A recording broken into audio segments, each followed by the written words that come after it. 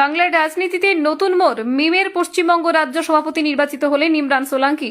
শনিবার হায়দ্রাবাদে কেন্দ্রীয় দফতরে মিম সুপ্রিমো আসাদুদ্দিন ওয়াইসি আনুষ্ঠানিকভাবে তার নাম ঘোষণা করেন।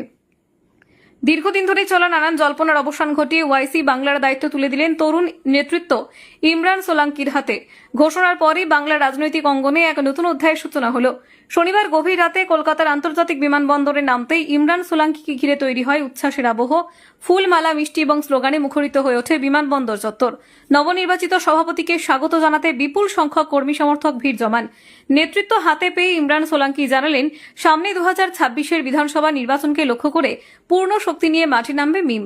তার কথায়, আগে দলের একজন কর্মী হিসেবে কাজ করতাম, কিন্তু এখন দায়িত্ব বেড়ে গেছে।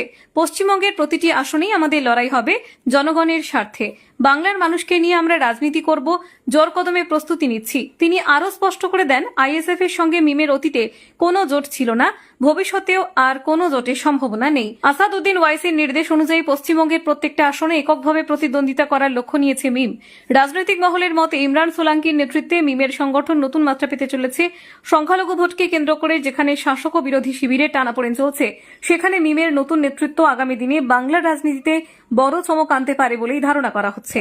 নানা জল্পনার অবসান ঘটিয়ে অবশেষে রাজ্য সভাপতির দায়িত্ব পেলেন ইমরান সোলাঙ্কি। যুক্ত রাজ্য সভাপতি ইমরান সোলাঙ্কি, দাদা আজকেই আপনি দায়িত্ব পেয়েছেন রাজ্য সভাপতির। এয়ারপোর্টে নামতেই কর্মী সমর্থকদের ভিড়, কি বলবেন? খুব ভালো, খুব দেখে খুব খুশি আমি। আমার আসাদ সাহেব যে আমার উপরে যে ভরসা তৈরি করেছেন, যে জিম্মাদারি আমার দিয়েছেন, আমি দেখছি আমাদের যে পশ্চিমবঙ্গে যে মানুষ যে আমার মিমকে সমর্থন করে, মিমকে পছন্দ করে, ওরা খুব খুশি।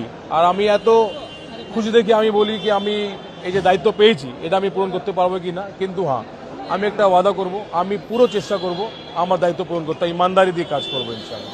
নবনিযুক্ত রাজ্য সভাপতি হলেন, দায়িত্ব কি আরো দলের প্রতি বেড়ে গেল আপনার? নিশ্চয়ই বেড়ে গেছে।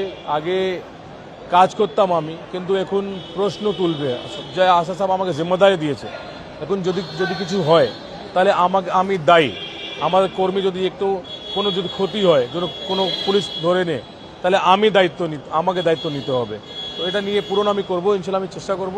আর ওয়াদা করে যাচ্ছি, আমাদের পার্টির কর্মী কেউ যদি ভুল কাজ না করে তাহলে পুলিশ ওর গায়ে হাত দিতে পারবে না। যদি গায়ে হাত দেয় তাহলে আমি দেখে নিব আমাদের ক্ষমতা কি আছে, এটা বুঝিয়ে দিব ইনশাল্লাহ। সামনে বিধানসভা নির্বাচন, আপনারা বলেছিলেন 294 আসনে প্রার্থী দেব, তাহলে থেকে জল্পনা আরো বাড়লো। দেখুন, 294 আসনে আমি বলেছিলাম, আর আমাদের কাজ চলছে 294 আসনে। আমরা চেষ্টা করছি যত বেশি থেকে বেশি আমরা দিতে পারি। কাজ প্রত্যেকটা জায়গায় চলছে। আপনারা দেখেছেন আগামী আমরা 6 মাসে কত কিরকম কাজ করেছি, দেখবেন।